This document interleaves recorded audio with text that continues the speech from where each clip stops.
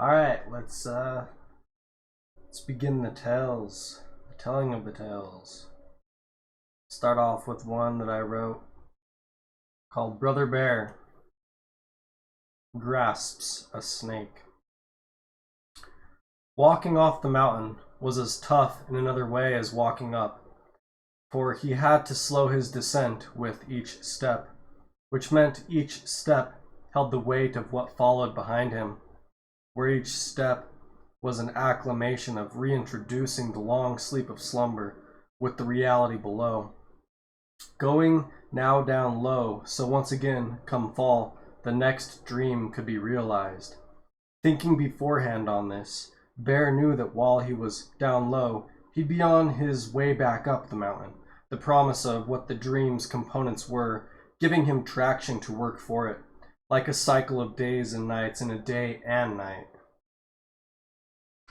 Carrying the dream down from above was hard work, for he couldn't afford to dream then, lest he lose his grip.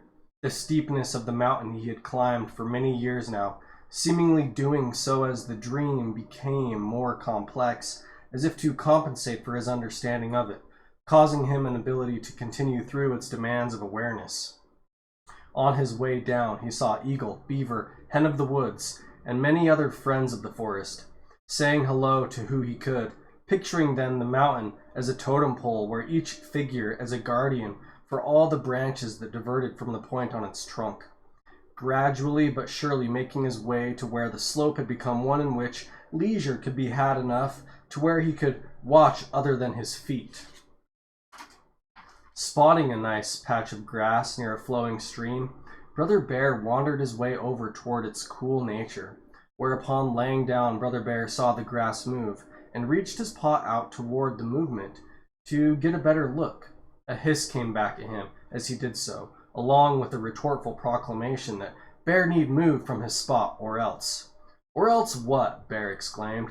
I'll strike at you, the voice came back. Be at peace, little thing. I'll only be here for a time. Let us enjoy each other's company rather than bicker over such matters. You think I could enjoy a thing like you here? Said what the bear knew now as a snake. Little thing, you know it not, said Bear, but I do you a service rather than an act against one. For I know you don't like bear meat, but I know the meat you do like, and it is requisite I hold you here for a time so you can have the meat you're after. What do you mean, hold me here? Hissed the snake. Nothing can hold me. I am too wily, too cunning, too quick, and too agile for anything to hold. Especially a big, overgrown, empty nut like you. Then try to run, Bear said. If you leave the grass, you will be exposed and be found, then by what seeks you. I have you held here, for I know what you are, and though you say you have no arms and are devoid of army, also being armless, I can see your hands, and they have a strong grip, and ability to hold many things that know it not. What do you mean, retorted the snake again, and I must surely could leave and escape your brutish ugly figure. What good are those claws anyway, to help you pick your nose? Well, said Bear, I'll have you know that if you run, I know where you'll go, for I know where you grow. But if you let me relax here, I promise that I'll show you growth like you've never known. For grass can grasp many things in its attractive aspect of being a place for people to enjoy, and as they find themselves upon your surface, you have them caught in your arms of business, the business you are busy with reflective in your design. So I see your arms, for which grasp many things, and I hold you here with my weight, that you will later grasp many more things as I carry you off the mountain. The snake, growing ever more agitated, hissed again, and this time told Bear, You've heard my warning, now feel my attack. Coming toward Bear, a glint of green seemed to leap out at him, for which Bear's response was to simply roll over and land one of his paws on the snake's head. You know it not, said Bear, but I do you a service, and if you wish not to come with me out of the wild, then I will not take you. But know that I love everything up here, even you, and holding Snake at just the right point with his useless claws, Bear held up Snake and put him at a safe distance back into the high grass. Upon leaving, Bear said to the snake, I will be back again next spring. Perhaps you will come down with me then. Alright, so the next one is called It's Hot for You. What is heat? that it would cause a thing to be hot for you. Heat is a transference, and for a thing to be hot for you, it must hate you. That is, though a heat is a giving of pain, especially in its extremity, what love could a thing have if there was no resistance against it? For what is love in its carnation but pleasure from resistance? Therefore the heat is a love for you, out of its hate for you are opposing enough for it to love. Now on this base we are safe to tackle hot things, and hold them as if they were not. The same goes for cold is a lasting so long that things have become barren, which is as of this love we speak. For why would a thing hold on to something long enough for such to even happen? To now then hold hot iron, and walk naked in the cold, the perception of what heat is as an established frontrunner, for our grounds to show off the ability to touch such things to the skin, is to have then as our kin, and show them there is no difference from them to what they touch. For if there is no difference, then what heat is there, as nothing can be hated, which is to say nothing can be loved, so there can be no resistance for them to love with. Put on your belt of wisdom and show how anything is anything, where with one question comes a flood of answers, taking cold still and bending it with your will, through created reason, for there to be irony against. For with so much reason, what reason is there? Showing then even ice, what's to be nice, shaping its cold features through what nice is for what, creating that which it should be nice for. Seeing then ice and still as things floating through the air, as particles of your command, making them take shape through the way in which they are used, where clothing is a shell of possession, then to walk naked and fear not for the cold, which is a thing grabbing a hold of your skin and not letting go through its love for you, and a meaningful relationship, where time then gives these things. Go where no one goes and pick nothing up, while naked, being then cold yourself while not being in a cold spot, takes the line to where your exposure is nothing. For what isn't exposed at this very minute? Then in being naked always, you are clothed in a blanket of love for your nakedness, which is a willingness to speak openly about what you think, having no fear of cold, for who could pick up and hold beyond belief? Alright, so there's my most recent writings. I have one more.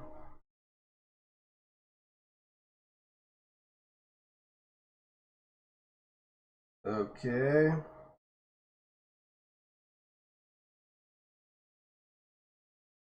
Rebuilding Eagle's Egg. Walking upon the trail, Wagasta knelt by a broken eggshell scattered across the path. Looking down at the collage of broken pieces was as if he were looking at a mosaic.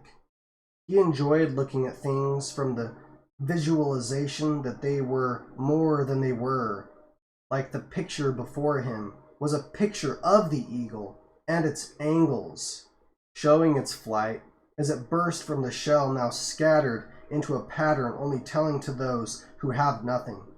He imagined Eagle's shell now taking new shape as he flew from this one, wondering if he would once again see the mosaic as Eagle would once again fly from its keep.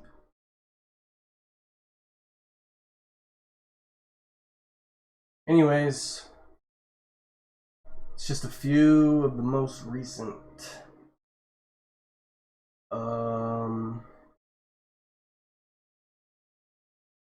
Wondering whether or not I just want to do a telling on the spot or kind of save it for writing.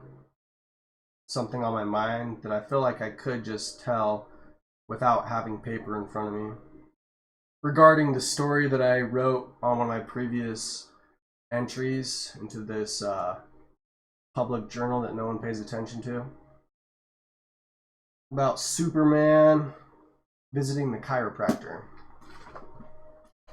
I don't know, I feel like I kind of want to write it, but I kind of also just like having something to say that I know is me just breaking upon its telling right here on the spot. That way I can just literally look right into the eye of the camera and not have to look anywhere else, because what's coming out at this moment is literally being made up at this moment. you know. And the telling of Superman visiting the chiropractor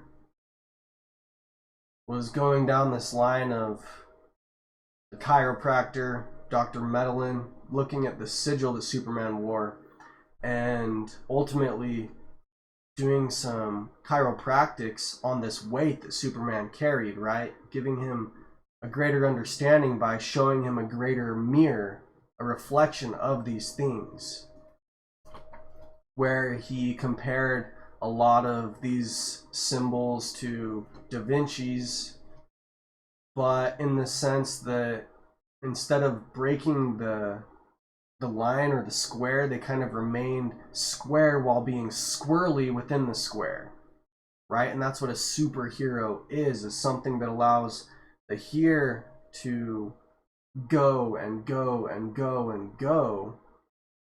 Ultimately, though, that means that it's got to kind of spin in place and rearrange all these things without breaking the line, so that, you know,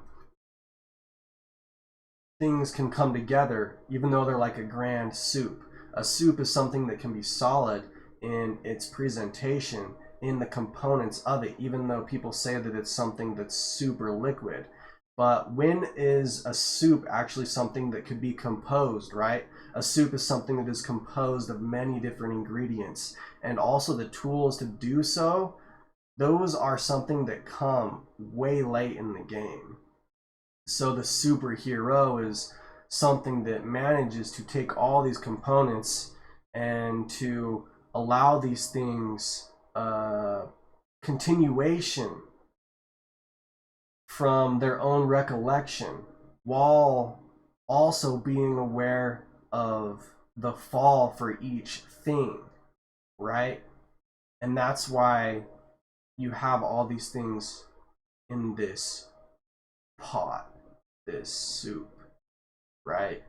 That way it can all be kind of taken in without any of it knowing what's really going on. And then that way it doesn't necessarily break the line for anything, but allows things to continue on. And that's why there's this curvy shape, you know, these arches within something rigid,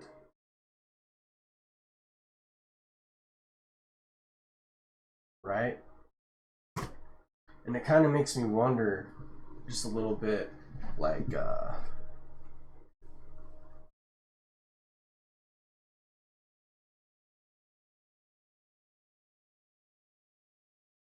a lot of things.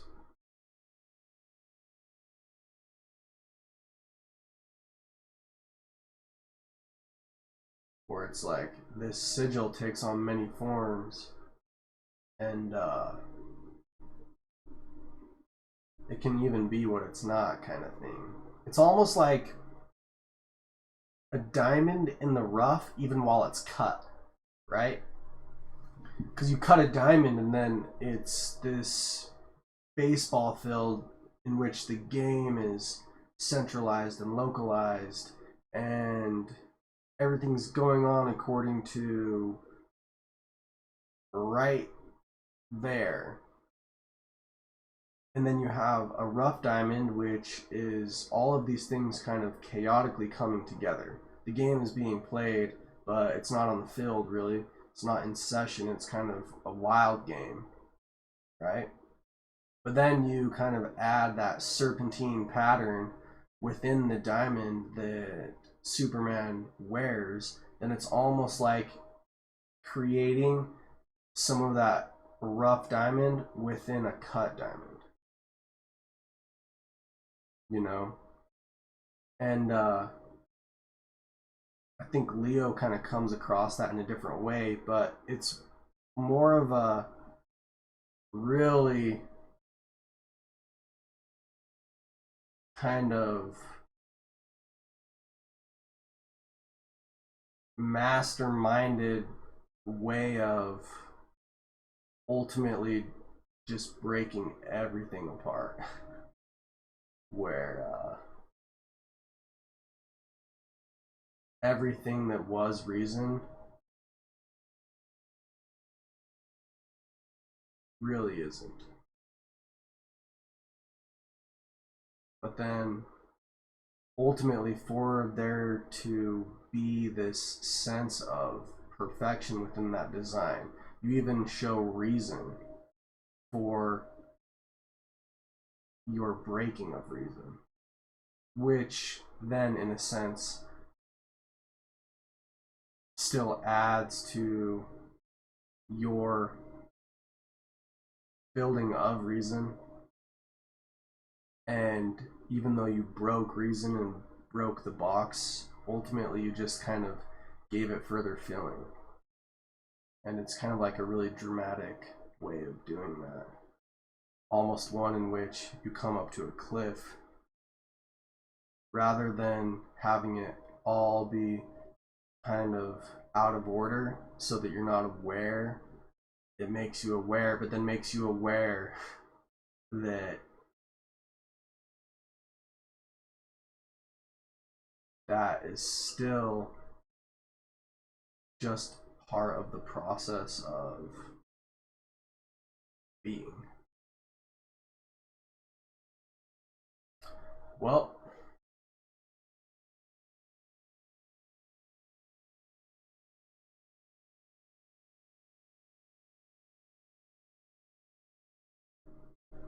I said this last time I was online streaming. I want to like chat with some people. Been thinking about bringing my friends onto this. A lot of them said that they would be okay with doing a little bit of like a podcast kind of conversation. The thing is just coordinating everybody's schedules to do so, and then when people are open and free, that's like the time in which they don't want to do anything. It's like where I'm working. We work right next to this big open body of water. And it's like while you're there working, it's like, yeah, let me just like strip down and jump off this cliff, and have a dramatic change, and it will feel amazing. But really, it will feel amazing because there's such dramatic difference between me right now and this thing that is so close to me. But I'm holding the difference, even though the difference is just so subtle, but it's there, obviously, which makes it extremely dramatic because I'm so close to the edge, which makes its height only more so, even though the difference is subtle. It's very dramatic and vast. It's like coming to the recollection of just how amazing it is. The use of these words and the feelings that they stir up, and then just looking at the precision of such a mechanism. Where, I think mechanics are kind of like one of those designs that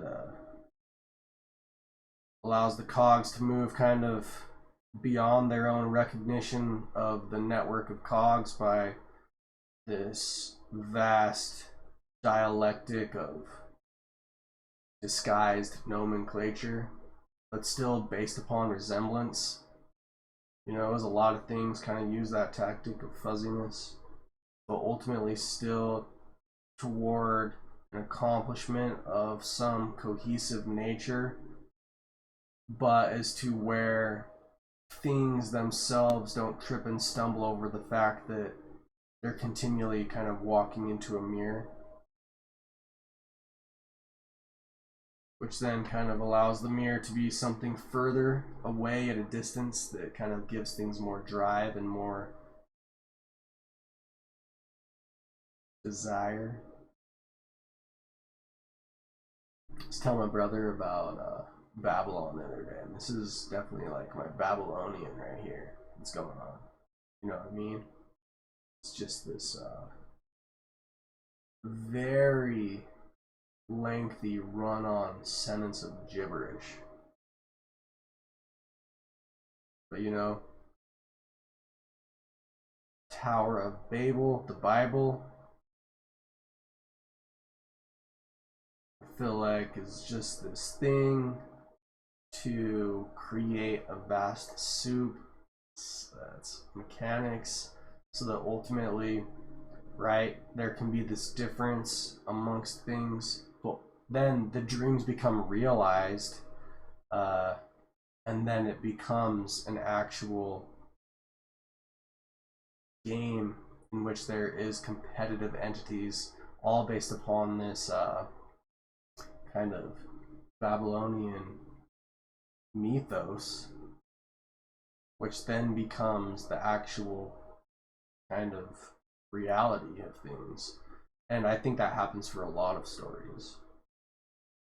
But yeah, God was about to see his own face, and God-fearing God said, let's set up this house of cards, shuffle the deck up so that these particles can all be scattered and people can experience a difference. God can experience a difference as other things can be separated from other things. Thus we have the Babylonian kind of soup in which we all really just live in today.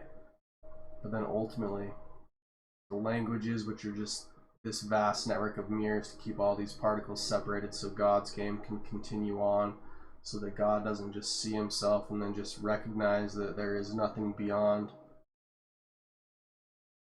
what God is witnessing, because what is God, right? And so, yeah, you have Babylonian, the Bible, come out of that.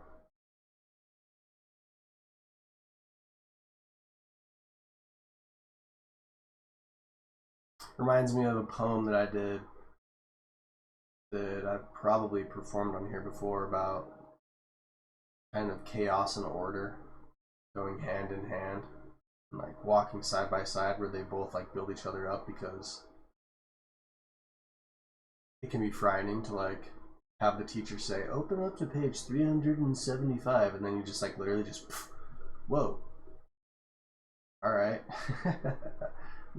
Everything just falls into place like that. What is life for people where perfection is something that is never perfect when it's perfect, you know?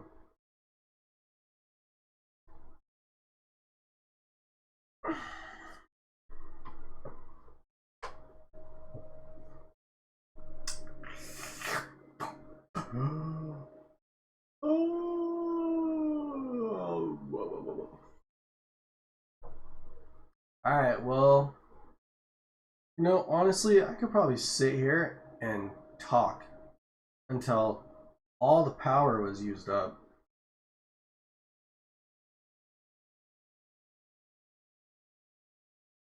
And life just came to a standstill.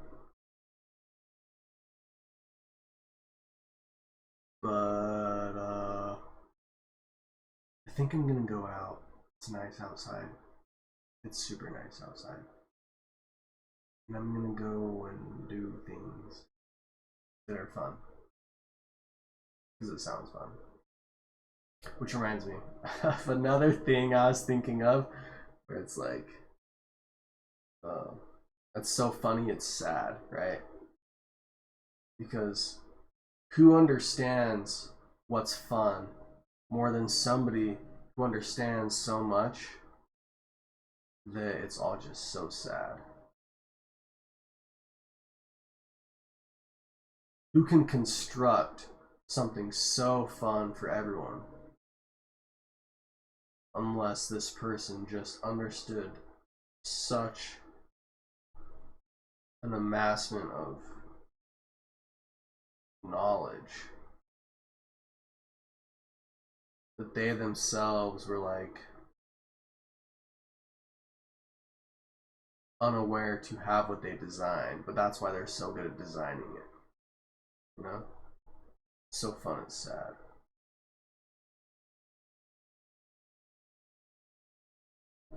All right. Yo. Later.